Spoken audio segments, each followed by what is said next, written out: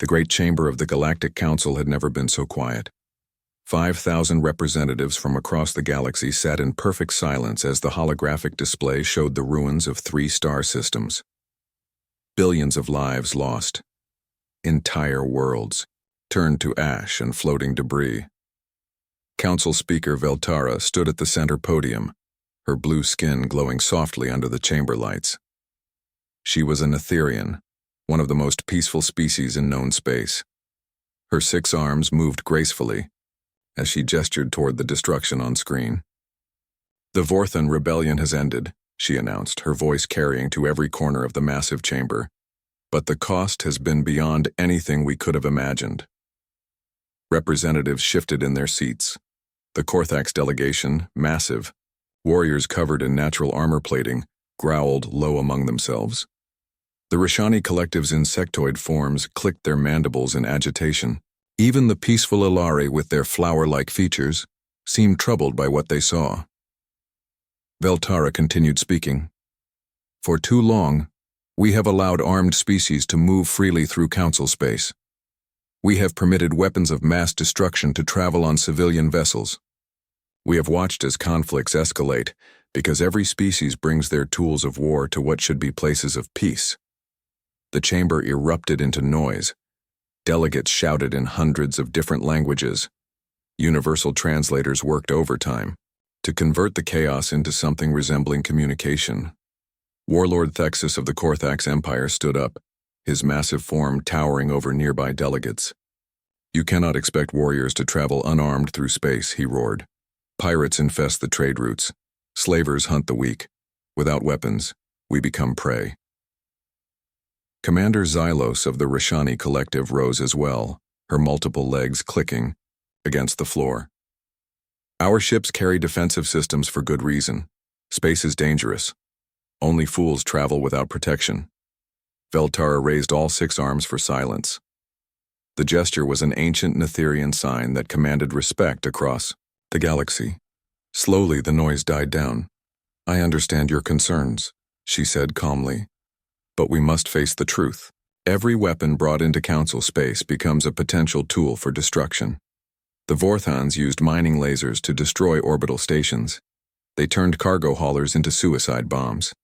They converted defensive shields into offensive weapons." She paused, letting her words sink in. "Today, the Council votes on the Universal Weapons Prohibition Act. No species will be permitted to enter council space while carrying any form of weapon, defensive or offensive. All visitors must submit to complete weapon scans. Any detected armaments must be surrendered at the border." The chamber exploded again. This time, the shouting was even louder. Several delegations stood up and began walking toward the exits. Others pounded their appendages on their desks in protest. But not everyone was upset. The Ilari delegation nodded their flower-like heads in approval. They had always been a peaceful people, preferring negotiation to violence. The Corvani merchants chittered excitedly among themselves, seeing profit in providing security services to newly disarmed travelers. Veltara waited for the noise to fade before speaking again. "The voting will begin in 1 standard hour. Each delegation will have time to consult with their home governments. But I remind you all that this chamber has seen too much death, too much destruction. It is time for change." The session ended in chaos. Delegates rushed to their communication arrays to contact their leaders. Emergency meetings began in private chambers throughout the station. The galaxy's political landscape was about to shift dramatically. Meanwhile, far across the galaxy a small blue and green world, Ambassador Li Deho sat in his office reading the Council's transmission.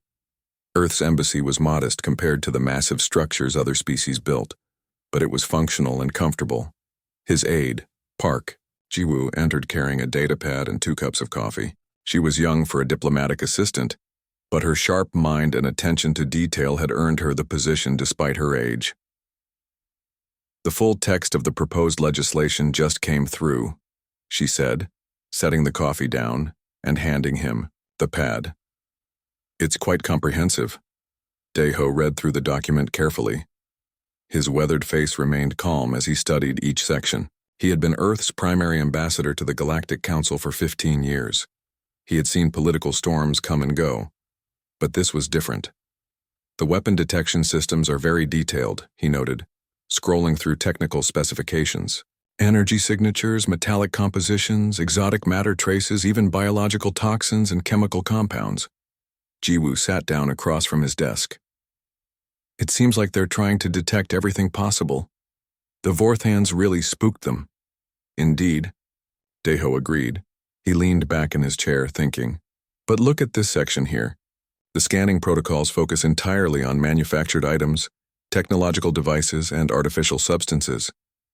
What do you mean? Daeho smiled slightly.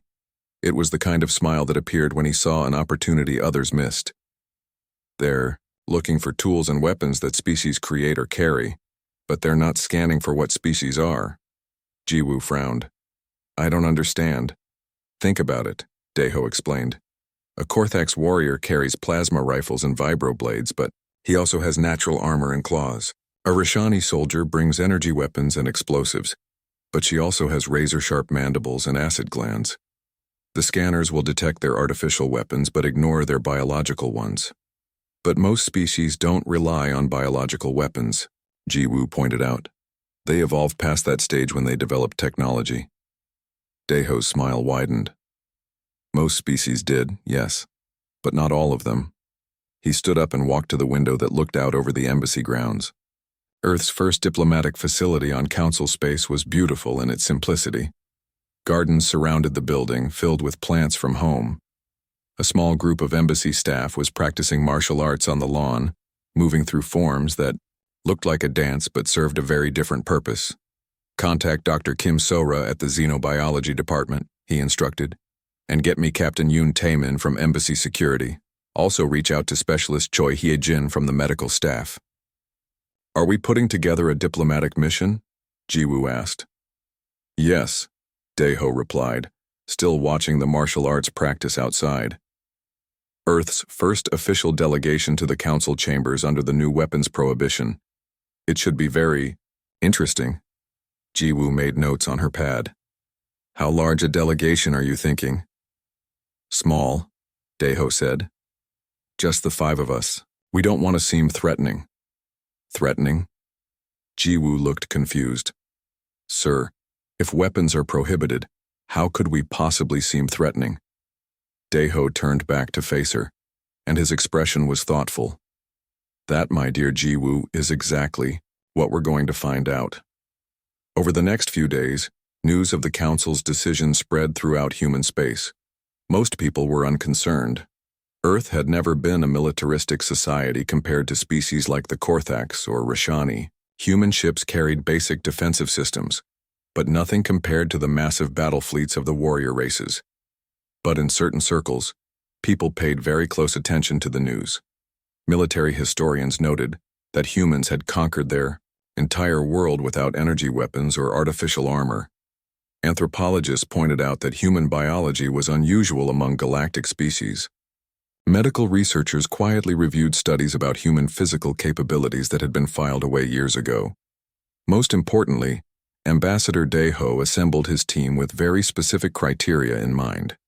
Each person he selected had skills that no scanner could detect and no law could prohibit. They were diplomats and scientists and medical staff. They were also something else entirely. As the Soul's Pride prepared for departure to Nexus Prime, Daeho stood in the ship's observation deck looking at the stars. In a few days, humanity would take its place among the galaxy's species under the new weapons prohibition. They would arrive completely unarmed according to every scanner and sensor the Council possessed. The other species would look at them and see weakness. They would see a primitive race that barely qualified for spaceflight, dependent on the protection of more advanced civilizations. They would be completely wrong, but they would not realize their mistake until it was far too late. The Soul's Pride emerged from hyperspace at the edge of the Nexus Prime system. The sight before them took Jiwoo's breath away. The massive orbital station hung in space like a jeweled crown, its countless docking bays filled with ships from across the galaxy. Trade vessels, diplomatic transports, and security craft moved in carefully organized patterns around the station. First time seeing Nexus Prime? Asked Dr. Kim Sora, joining Jiwoo at the observation window. Sora was a small woman with kind eyes and gentle hands, but her mind held more knowledge about alien biology than most species knew about themselves. "It's incredible," Jiwoo replied.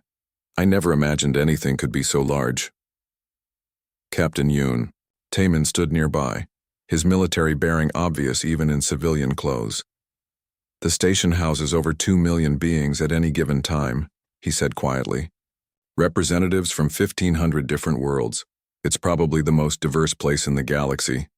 Specialist Choi Hye-jin looked up from her medical scanner. "And now it's the most heavily guarded.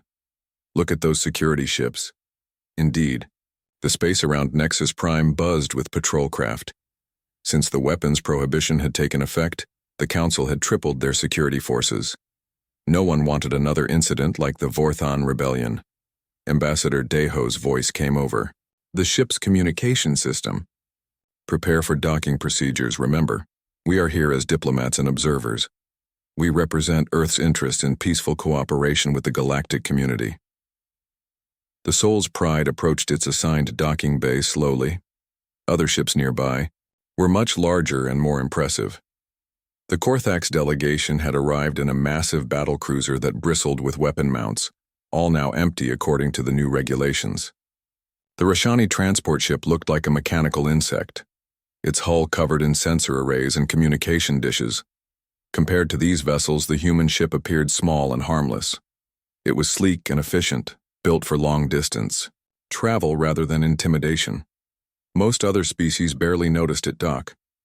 Inside the station, the human delegation gathered their belongings and prepared to disembark. Each carried only basic diplomatic materials, personal items, and standard travel gear.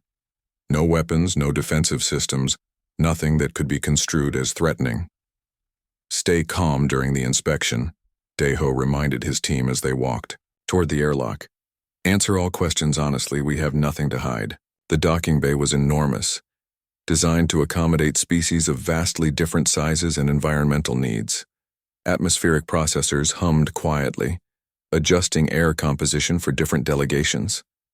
The humans breathed easily in the standard Council atmosphere, another advantage of their adaptable biology. A group of Netherian security officers waited for them at the inspection station. Their leader was Inspection Chief Gulara, a veteran officer whose 6 arms moved with practiced efficiency. She had processed thousands of delegations over the years, but the new weapons prohibition had made her job much more complex. "Welcome to Nexus Prime," she said formally. "I am required to inform you that under Council Resolution 2847, all beings entering this station must submit to comprehensive weapon detection scans. No exceptions will be made for diplomatic immunity or cultural practices." "We understand completely," Daeho replied with a polite bow. "We are here to cooperate fully with all security measures." Gulara's expression showed surprise. Most delegations complained about the new procedures. The Korthax had raged for hours. The Rashani had filed formal protests. Even peaceful species grumbled about the inconvenience. "Please step forward one at a time," she instructed. Ambassador Daeho went first. The scanning device was impressive, a towering column of sensors and energy field generators that hummed with power. As he stood in the center, beams of light played across his body from every angle. The machine's voice spoke in flat mechanical tones. "Scanning for energy weapons, none detected. Scanning for metallic weapons, none detected. Scanning for chemical explosives, none detected. Scanning for biological toxins, none detected. Scanning for exotic matter devices, none detected." The process continued for several minutes. The scanner examined every possible threat the Council could imagine. It checked for hidden compartments, concealed blades, neural disruptors, plasma charges, and even rare poisons from distant worlds. Scan complete. No prohibited items detected. Gulara looked at her instruments with confusion. Usually the scanners found something, even if it was just a ceremonial blade or a small defensive device. Complete scans showing 0 weapons were almost unheard of. Dr. Sora stepped forward next. The scanner repeated its thorough examination, checking her medical equipment carefully for any dual-use items. Her portable analyzer could theoretically be modified into a weapon, but the scanner confirmed it remained in purely diagnostic mode. Scan. Complete. No prohibited items detected. Captain Taemin's scan took longer. His military background meant extra scrutiny, and the machine spent additional time examining his personal effects. But like the others, he passed inspection completely. "This is unusual," Gulara muttered to her assistant. "Military personnel always carry something. Training knives, energy cells, combat stims. This human has nothing." Specialist Hyejin and Jiwoo completed their scans with similar results. 5 beings had entered the most advanced security scanner in the galaxy, and it had found absolutely nothing threatening about any of them. By now, word was spreading through the docking bay. Other delegations had gathered to watch the inspection. This was the first time anyone had seen a perfect scan under the new regulations. Warlord Thexus of the Korthax pushed through the crowd, his massive form towering over the humans. "Impossible," he rumbled. "No species travels completely unarmed. You must be hiding something." "I assure you we carry no weapons," Daeho replied calmly. "Then how do you protect yourselves?" demanded Commander Xylos of the Rashani. "The galaxy is full of dangers. Pirates, slavers, hostile wildlife. Your species must have some means of defense." Dr. Sora smiled pleasantly. "We rely on intelligence and cooperation. Our species has found that most conflicts can be resolved through careful communication." This statement caused ripples of laughter through the assembled aliens. The idea of traveling through space without weapons struck most species as absurdly naive. "Your homeworld must be very peaceful," observed Elder Fenris of the Aleri delegation. His flower-like features showed genuine curiosity rather than mockery. "Earth has had its share of conflicts," Captain Taemin replied diplomatically. "But we've learned to resolve them through other means." Inspection Chief Gulara completed her paperwork and handed the humans their security clearances. "You are approved for full access to the station. Please note that these clearances must be renewed every 7 standard days." As the human delegation collected their belongings and prepared to leave the docking bay, conversations continued around them in dozens of languages. Most aliens dismissed them as a minor species, too primitive to understand the realities of galactic life. A few were more thoughtful, wondering how any race could survive space travel while being so apparently defenseless. The humans walked calmly through the station corridors, taking in the incredible diversity around them. Massive Korthax warriors stomped past in formation, their natural armor plates gleaming under the lights. Insectoid Rashani clicked and chittered in rapid conversation. Peaceful Ilari drifted through the crowds like living flowers. Dozens of other species filled the walkways, creating a symphony of sounds, scents, and colors. "It's amazing," Jiwoo whispered as they walked. "All these different forms of life, working together." "More or less," Taemin replied quietly. "Though, I noticed the species are staying in separate groups. Not much actual mixing going on." Sora was observing the crowds with professional interest. "Look at the physical adaptations. Natural armor, claws, toxic spines, acid glands. Most of these species evolved significant biological defenses, and yet they all carry manufactured weapons as well," Hyejin noted. "Or did, before the prohibition." Daeho listened to his team's observations while navigating toward their assigned quarters. The station was massive, but its layout was logical. Signs in dozens of languages pointed toward different sections: diplomatic quarters, commercial districts, entertainment zones, and security areas. They passed through a security checkpoint where bored Netherian guards barely glanced at their clearances. The humans were clearly not considered a threat by anyone. Their quarters were comfortable but modest, reflecting Earth's relatively minor status in galactic politics. The rooms offered stunning views of space and the countless ships moving around the station. As his team settled in, Daeho stood at the main window, watching the controlled chaos outside.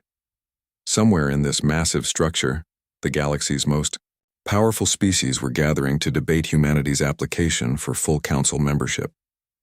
They would look at Earth's representatives and see weakness. They would assume humans were too fragile and naive to contribute meaningfully to galactic civilization. They would learn otherwise soon enough. "Sir?" Jiwoo approached with a message pad.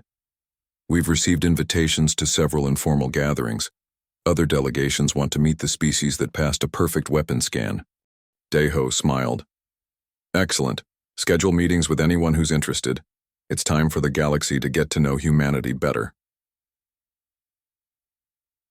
3 days had passed since the human delegation arrived at Nexus Prime. The council sessions continued in the Great Chamber while delegates debated the future of galactic security. The Vorthon rebellion had left everyone nervous and angry. Ambassador Daeho sat in the human section of the chamber, listening to heated arguments about military responses and trade sanctions. His team was spread throughout the station, attending various meetings and social gatherings. They were learning about galactic politics while other species learned about humanity. So far, the reactions had been predictable. Most aliens found humans interesting but harmless. They were curious about Earth's culture and impressed by human adaptability, but no one considered them a significant power in galactic affairs. That was about to change. The morning session was particularly tense. The Korthax delegation demanded immediate military action against any remaining Vorthon sympathizers. Warlord Thexus stood at his podium, his massive form radiating anger. The rebellion may be crushed, but its ideas spread like poison through the galaxy, he roared. We must hunt down every supporter, every sympathizer, every coward who helped them destroy 3-star systems. Commander Xylos of the Rashani clicked her mandibles in agreement. My forces stand ready to assist in these operations. The guilty must face justice. Council Speaker Veltara raised her 6 arms for silence. The Council appreciates your offers of assistance. However, we must proceed carefully. Military solutions often create more problems than they solve. Problems? Thexus slammed his armored fist on his podium. 3 billion beings are dead because we were too weak to act decisively.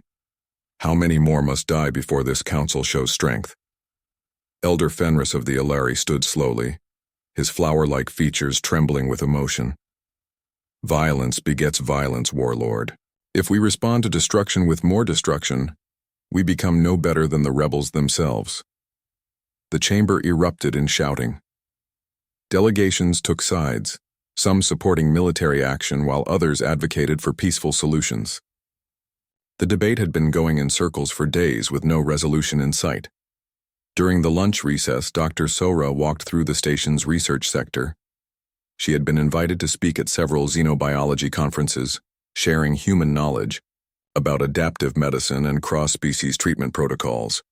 The alien scientists were fascinated by humanity's approach to healing. Your species has such an unusual perspective on medical care, commented Dr. Zelith, a Corvani researcher. Most civilizations develop specialized treatments for their own biology first, then adapt them for other species. Humans seem to have developed universal treatment principles from the beginning. Sora smiled as they walked past laboratories, filled with beings from dozens of different worlds. Earth has always been a diverse planet. We learned early that life takes many forms, and healing requires understanding each one. But how did you develop such precise knowledge of pressure points and nerve manipulation? Asked another researcher, Dr. Venth of the Alari. Our medical schools teach these concepts as advanced specializations. For humans, it's basic first aid, Sora replied. Every child learns how to stop bleeding, reduce pain, and help someone who's been injured. We teach anatomy the same way we teach language, as something everyone needs to know. The alien doctors exchanged glances. The idea of teaching advanced medical techniques to children seemed almost impossible to them. Meanwhile, Captain Tae Min was in the station's recreation area, observing the various species at leisure. He had been invited to several cultural exchange events where aliens demonstrated their traditional games and sports. The humans were always welcomed as curious observers, never as potential participants. Your people must have very gentle pastimes, commented a young Korthax warrior named Vex. I have heard that humans engage in something called dancing for entertainment. Among other things, Taemin agreed, watching a group of Rashani playing what appeared to be a combination of chess and gladiatorial combat. What do your people do for fun? Vex gestured toward a training area where Korthax were sparring with blunted weapons. We test our strength against each other. It keeps us sharp and ready for real combat. Taemin nodded thoughtfully. May I watch? I'm curious about Korthak's fighting techniques. The young warrior seemed pleased by the interest. He led Taemin to the training area, where several matches were in progress. The humans watched quietly as armored figures clashed with impressive skill and power. Would you like to try? Vex offered, gesturing toward a rack of practice weapons. We have smaller gear that might fit your size. Thank you, but I don't use weapons, Taemin replied politely. This statement caused several Korthaks to stop their matches and stare. The idea of a warrior who didn't use weapons was completely foreign to them. Then how do your people settle? Disputes? Asked an older warrior named Krex. Usually through discussion and compromise, Taemin answered, but sometimes other methods are necessary. The Korthaks laughed among themselves. To them, a species that relied on talking rather than fighting seemed absurdly weak. Across the station, Specialist Hyejin was working in the medical center as a volunteer. The station's doctors had welcomed her assistance, especially with treating injuries from species she had never encountered before. Her gentle manner and precise techniques had earned respect from the medical staff. You have excellent diagnostic skills, noted Chief Medical Officer Healer Quenth, a spider-like being with 8 delicate manipulator arms. Your treatments show remarkable understanding of alien physiology. I study every patient carefully, Hyejin explained as she treated a Corvani merchant who had injured his wing in an accident. Each species has different pain responses, healing rates, and anatomical variations. Understanding these differences is essential for proper care. She applied pressure to specific points on the merchant's wing joint, causing him to relax visibly as pain medications took effect. The key is knowing exactly where and how to apply treatment for maximum benefit, with minimum discomfort. Healer Quenth watched her technique with growing interest. Your knowledge of pressure points is exceptional. How long did you study to achieve this level of precision? About 12 years of formal training plus ongoing practice, Hyejin replied. But the basic principles are taught to all humans as part of standard education. Back in the diplomatic quarters, Ambassador Daeho received reports from his team members. Each was learning valuable information about galactic society, while quietly demonstrating human capabilities in subtle ways. The scientific community is very interested in our medical approaches, Sora reported. They're particularly fascinated by our understanding of cross-species anatomy. The military representatives seem to view us as harmless curiosities, added Taemin. They're amused by the idea of warriors who don't carry weapons. The medical staff appreciates our volunteer work, Hyejin noted, but they're surprised by our diagnostic abilities. Daeho nodded as he reviewed the information. Everything was proceeding according to his expectations. The galaxy was learning about humanity, but they were drawing the wrong conclusions about what they observed. That evening, tensions in Commercial District 7 began to escalate. A group of young Korthax warriors, frustrated by the weapons prohibition and emboldened by alcohol, decided to make a statement about strength and weakness. Their leader was Krex, the same warrior who had laughed at Taemin's peaceful philosophy. Earlier, he had been drinking with his companions, growing angrier about the council's policies with each passing hour. Look around you, he growled to his friends as they wandered through the marketplace. Weak species cowering behind security barriers while real warriors are forbidden their tools of honor. This station has become a sanctuary for cowards. His companions grumbled agreement.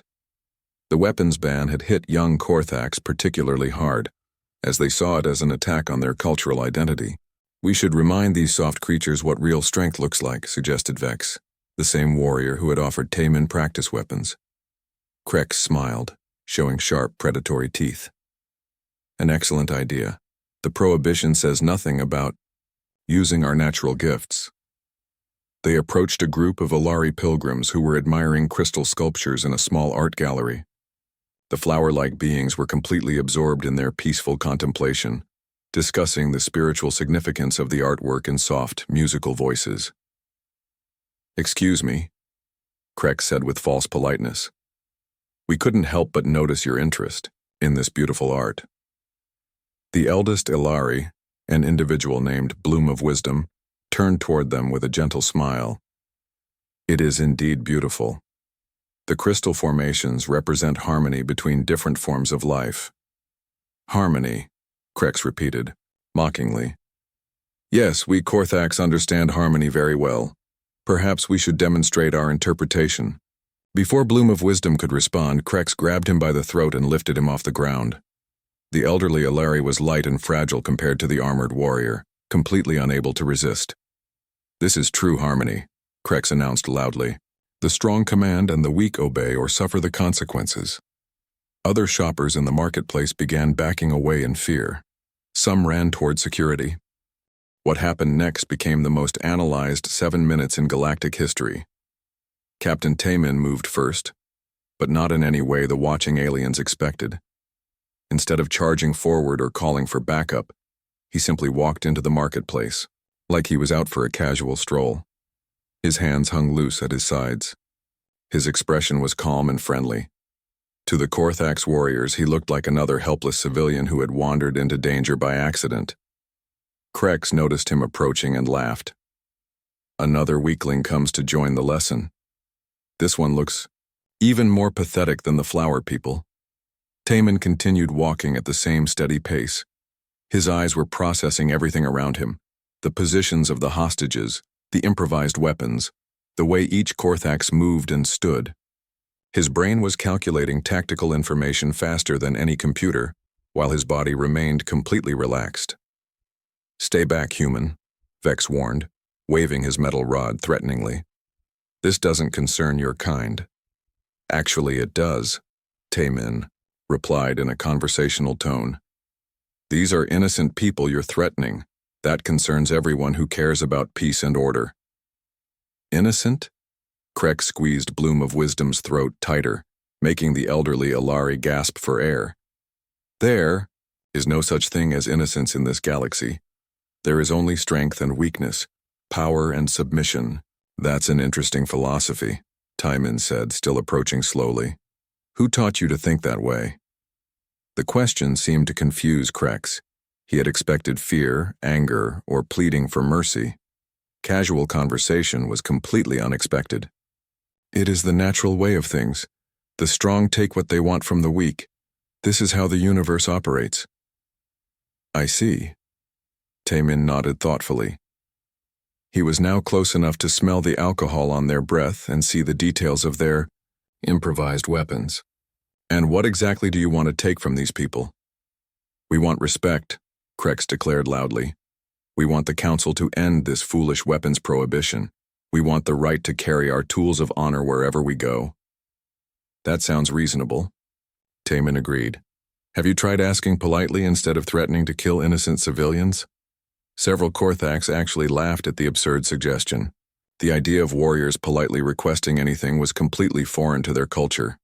Behind them, Dr. Sora was moving through the crowd of frightened hostages like she belonged there. To the panicking aliens, she appeared to be just another concerned bystander checking on the injured. Her gentle manner and medical equipment marked her clearly as a healer rather than a threat. But Sora was doing much more than medical triage. Her years of studying alien anatomy had given her detailed knowledge of every species in the marketplace. She knew exactly where their nerve clusters were located. She understood how their circulatory systems functioned. She had memorized the pressure points that could incapacitate them without causing permanent damage.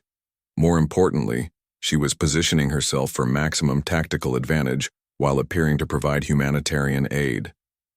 You humans are truly pathetic, Krex said, shaking his head in disgust. No wonder your species nearly went extinct from natural disasters. You have no understanding of real strength or survival. We understand both concepts, Taemin replied mildly. We just define them differently than you do. How can you define strength without weapons or armor or natural defenses? Vex demanded. Your bodies are soft and weak. Your claws are blunt and useless. You have no poison, no acid, no protective shells. You're the most defenseless species I've ever encountered. Taemin smiled slightly. Appearances can be deceiving. What happened next took place so quickly that most observers missed the critical details until they reviewed the security recordings later. Tae-min moved like flowing water, his body shifting from casual relaxation to precise action in a fraction of a second. His hand darted out and touched a specific spot on the nearest warrior's neck. The massive Korthax dropped to the ground instantly, paralyzed but fully conscious. The motion was so smooth and natural that it looked almost accidental, like Tae-min had simply reached out to steady himself and happened to brush against the alien's armor. The other Korthax spun toward him in confusion and alarm, but Tae-min was already moving again. He flowed between them like he was performing some kind of elaborate dance, touching each warrior at precise anatomical points. Within seconds, 4 of the 6 Korthax were lying motionless on the marketplace floor. Krex still held Bloom of Wisdom as a hostage. But his confidence was evaporating rapidly as he watched his companions fall without any apparent cause. "What did you do to them?" he demanded, his voice cracking with fear and bewilderment. "Nothing permanent," Tae-min assured him calmly. "They've experienced temporary nervous system disruption. They'll regain full mobility in approximately 1 hour and suffer no lasting effects." Meanwhile, Dr. Sora had positioned herself directly behind Krex while appearing to treat a wounded civilian.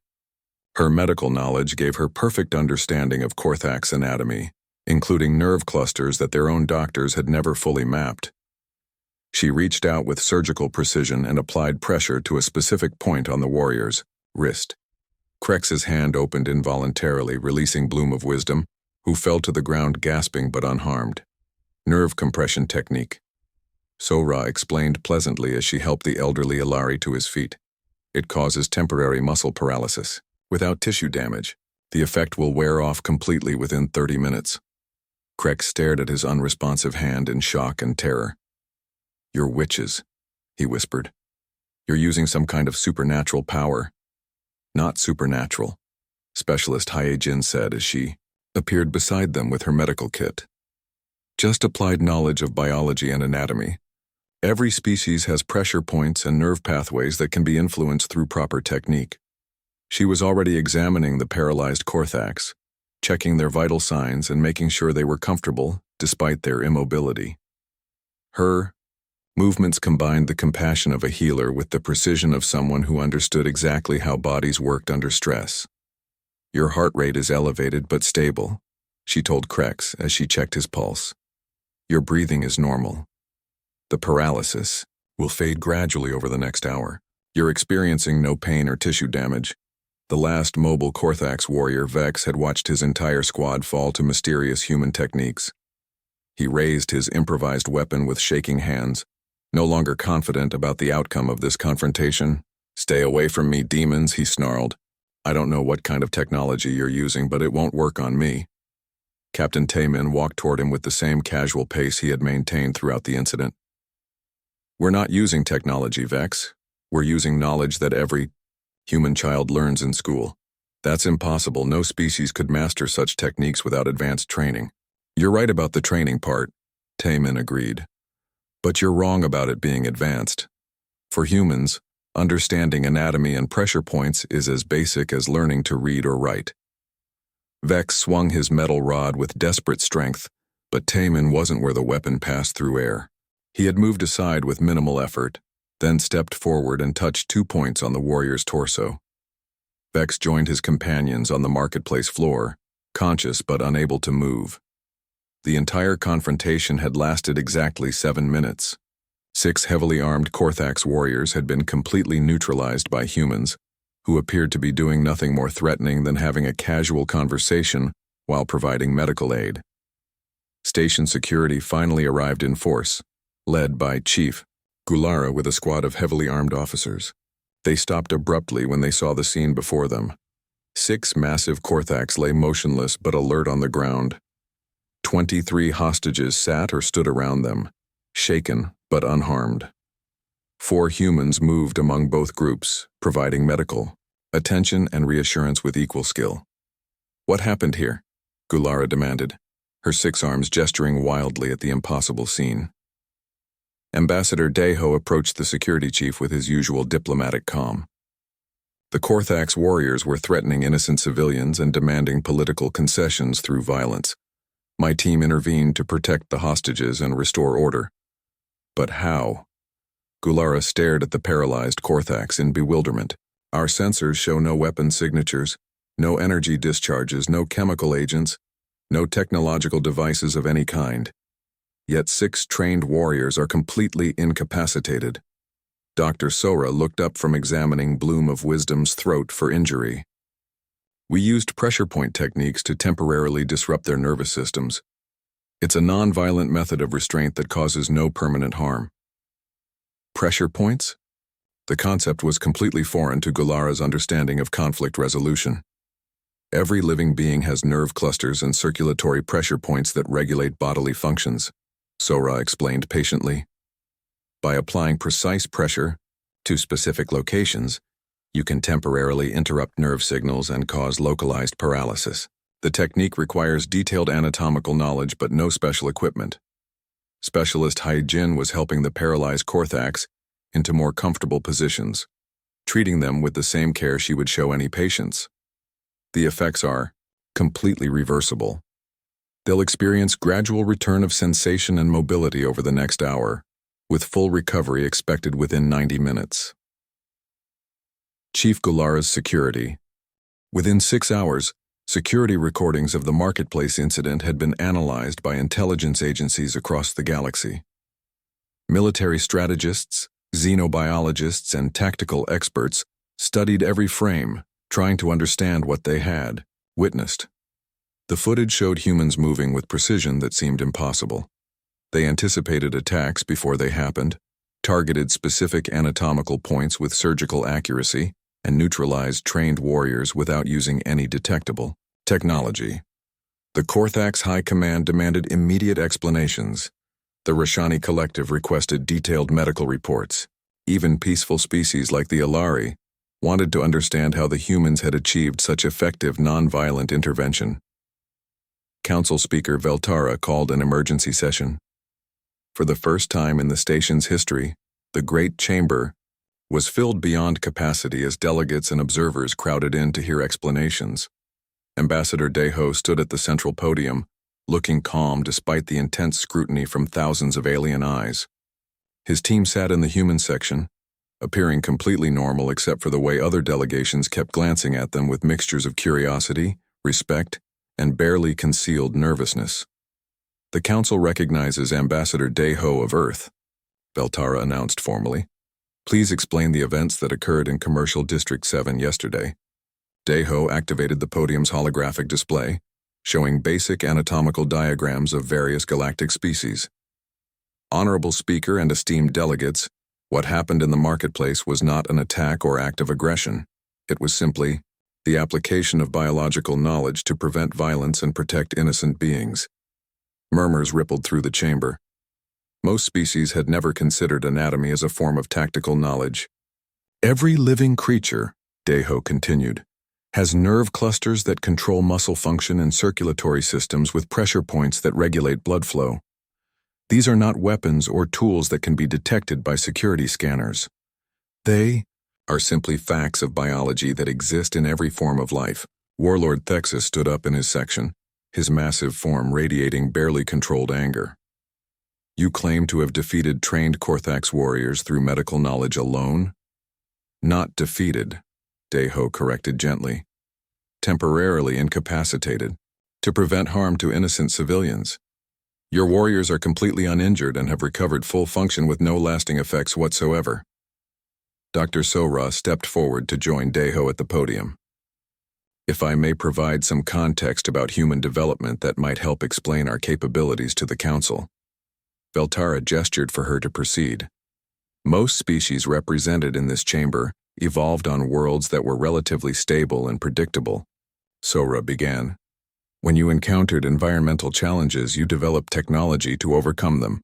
When you faced predators, you built weapons to defend yourselves. When you needed shelter, you constructed artificial environments. The holographic display changed to show Earth's turbulent evolutionary timeline. Images of ice ages, volcanic eruptions, massive earthquakes, and extinction events filled the space above the delegates. Earth took a different developmental path. Our planet has experienced 5 major extinction events and dozens of smaller catastrophes over the past billion years. Ice ages that lasted millions of years. Supervolcanic eruptions that blocked sunlight. For decades, asteroid impacts that shattered continents and boiled oceans. Commander Xylos clicked her mandibles impatiently. What does ancient geological history have to do with your actions in the marketplace? Captain Taemin stood up to answer. Every challenge our world faced required our species to become better at survival, better at adapting, better at reading our environment and potential threats. We couldn't rely on natural armor like the Korthax or acid glands like the Rashani. We had to become intelligent enough and resilient enough to outlast everything that tried to kill us. The chamber grew quieter as delegates began to understand the implications of what they were hearing. Human evolution was driven by crisis, Taemin continued. We developed pattern recognition because predators had patterns we needed to learn. We developed endurance because we had to outrun or outlast threats we couldn't fight directly. We developed tool use because we needed every possible advantage to survive. Specialist Hae Jin joined the group at the podium. Human medicine developed alongside our survival instincts. We learned to heal injuries because we sustained many injuries. We learned anatomy because understanding how bodies work under stress was the difference between life and death. We learned to be gentle with the wounded and precise with our treatments because mistakes meant the death of family members and friends. But medical knowledge is not the same as combat training, protested Elder Fenris of the Alari delegation. For most species, that's correct, Deho agreed. But humans never made a clear distinction between healing and fighting. A medic who understands how to save a life also understands how to preserve life by stopping violence. A doctor who knows how to repair damage also knows how to prevent damage from occurring. The holographic display shifted to show human anatomical knowledge, highlighting nervous systems and pressure points. Every human child learns basic first aid as part of standard education. Every adult understands how their body functions and how to help others when they're injured. This knowledge becomes instinctive through years of practice and application. Dr. Sora activated another display showing comparative anatomy between humans and other galactic species. We study every species we encounter, not for military purposes but for medical and diplomatic ones. Understanding how different beings are constructed helps us communicate with them, treat their injuries, and prevent conflicts before they escalate. Are you saying that your entire species consists of potential warriors disguised as civilians? Demanded a representative from the Corvani Merchant Guild. No, Taemin replied firmly. We're saying that our species developed survival capabilities that don't require artificial weapons or advanced technology. We strongly prefer cooperation and peaceful solutions to any problem. But we're capable of defending ourselves and others. When violence becomes unavoidable, the chamber buzzed with worried conversations. The implications of humanity's capabilities were becoming clear to the assembled delegates. Warlord Thexus had been growing more agitated during the presentation. Finally, he could contain himself no longer. This is completely unacceptable, he roared, rising to his full intimidating height. If what you claim is true, then humans are biological weapon systems that cannot be detected or regulated by any known security measures. You could assassinate anyone at any time without warning. The chamber erupted in concerned voices. Several delegations began demanding immediate restrictions on human movement throughout council space. Others called for comprehensive biological scans of all human visitors. A few suggested quarantining humanity until their capabilities could be better understood. Deho raised his hands for silence, a gesture that somehow commanded attention, despite his small size compared to the massive aliens surrounding him. Warlord, Thexus raises a legitimate concern, he said calmly. Yes, humans have capabilities that your security scanners cannot detect. Yes, we could potentially harm others if we chose to do so. But I ask you to consider what actually happened in the marketplace yesterday. The holographic display showed detailed analysis of the security recordings again, but this time with moment-by-moment breakdowns of each human action. 6 trained Korthax warriors threatened 23 innocent civilians with improvised weapons. They declared their intention to kill hostages unless their political demands were met immediately. This constituted clear terrorism and violence against non-combatants. The analysis highlighted each human intervention with precise timestamps and tactical explanations. Captain Taemin used the minimum force necessary to incapacitate the attackers without causing any injury. Dr. Sora applied precisely calibrated pressure to free the primary hostage without harming either the victim or the captor. Specialist Heejin provided immediate medical care to everyone involved, including the Korthax warriors who had been threatening to kill innocent people. Daeho paused to let this information register with the assembly.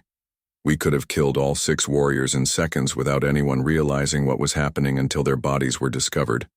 Instead, we chose to preserve every life while stopping the violence. That choice reveals far more about human nature than our capabilities do. Elder Fenris was the first to speak after the long silence that followed. You protected our people when you had no obligation to intervene. You risked exposure of your abilities to save strangers from species you had never encountered before. Today, that is what civilized beings do when they witness injustice, Daeho replied simply. Commander Xylos stood up slowly, her insectoid features showing what might have been respect. The Rashani Collective has always believed that true strength should be used to protect those who cannot protect themselves. Your actions yesterday demonstrated that principle more clearly than centuries of political speeches and diplomatic treaties. More delegates began standing and expressing similar sentiments. The mood in the chamber was shifting from fear and suspicion toward something approaching admiration and trust. But Warlord Thexus was not satisfied with words and speeches. Impressive rhetoric, he growled menacingly. But actions speak louder than diplomatic presentations. If humans claim to be so capable and so ethical, then prove these claims through trial by combat. I challenge your ambassador to single combat under ancient galactic law. The chamber fell completely silent. Such formal challenges were rare in council proceedings, but they carried the full weight of tradition and legal precedent. If Daeho refused the challenge, humanity would be branded as cowards throughout the galaxy.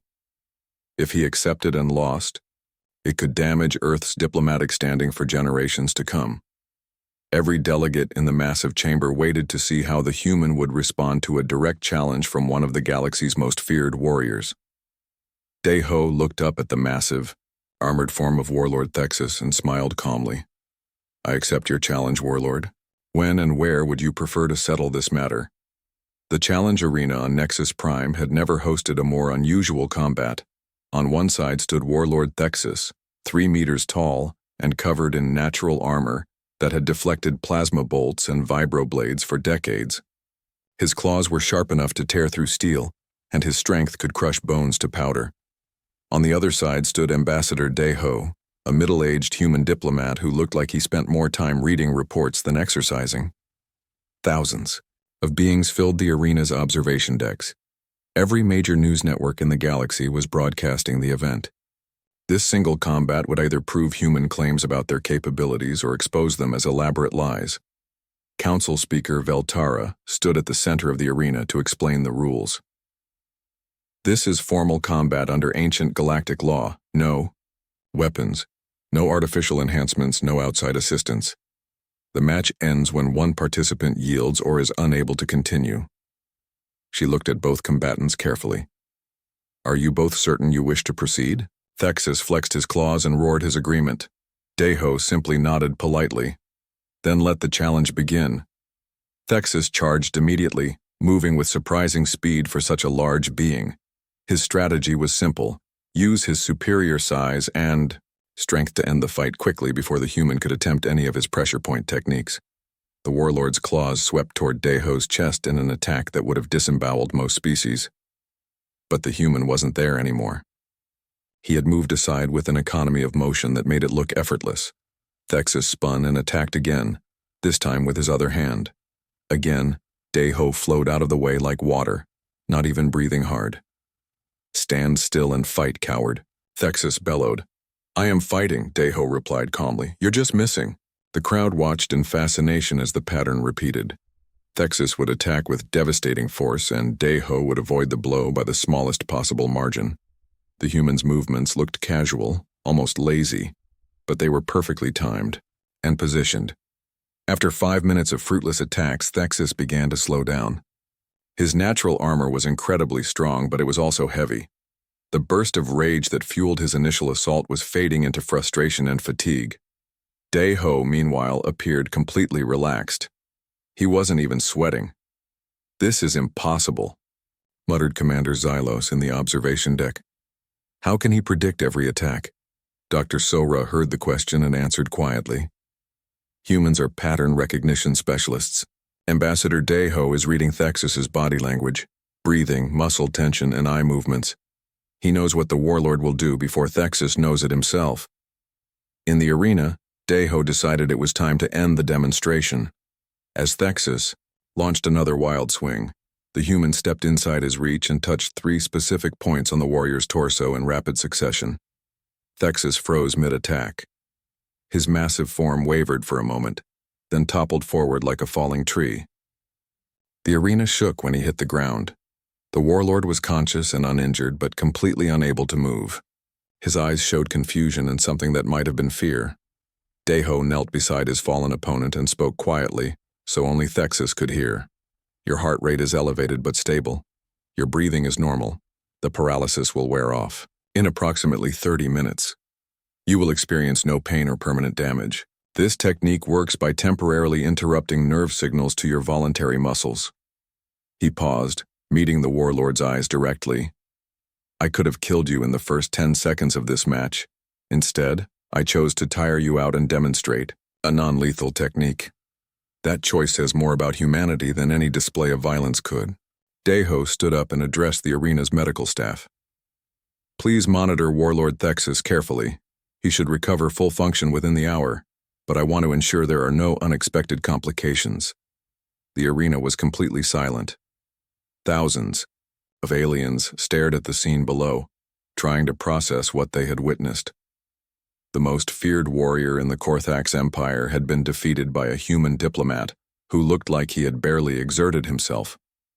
Council Speaker Veltara descended to the arena floor, her expression unreadable. "The challenge is concluded," she announced formally. "Ambassador Dae-ho is declared the victor." But instead of celebrating, Dae-ho was helping the medical staff position Thexus more comfortably. He treated his defeated opponent with the same care and respect he had shown the hostages in the marketplace. Over the following hours, word of the combat spread throughout the galaxy. Political analysts struggled to understand the implications, while military strategists reconsidered everything they thought they knew about human capabilities. The council convened an emergency session that evening. The great chamber buzzed with nervous energy as delegates debated humanity's place in galactic civilization. "The question before us is simple," announced Veltara. "How do we regulate a species that cannot be regulated? How do we trust beings who could kill us all without warning?" Elder Fenris of the Ilari was the first to respond. "The same way we trust each other, through their actions, their choices, and their demonstrated commitment to peace." "The humans have shown restraint when they could have shown violence," added a representative from the Corvani Merchant Guild. "They protected our people when they had no obligation to do so. They treated their enemies with mercy when they could have chosen cruelty." Commander Xylos stood up, her mandibles clicking thoughtfully. "The Rashani Collective has spent centuries trying to breed better warriors. We have enhanced our soldiers with technology, genetic modification, and chemical augmentation. But we never considered that the ultimate warrior might be someone who chooses not to fight." One by one, delegations began expressing similar sentiments. The galaxy had spent so much time focusing on weapons and technology that they had forgotten the most important aspect of strength: knowing when not to use it. Warlord Thexus entered the chamber under his own power, having recovered from his paralysis. His defeat should have been humiliating, but instead he seemed thoughtful and subdued. "I challenged the human because I thought they were weak," he admitted publicly. "I was wrong. They are not weak.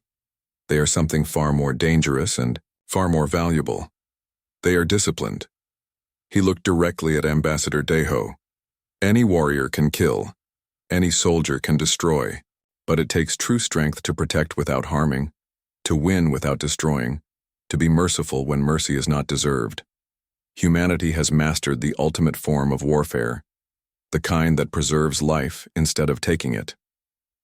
The final vote was unanimous.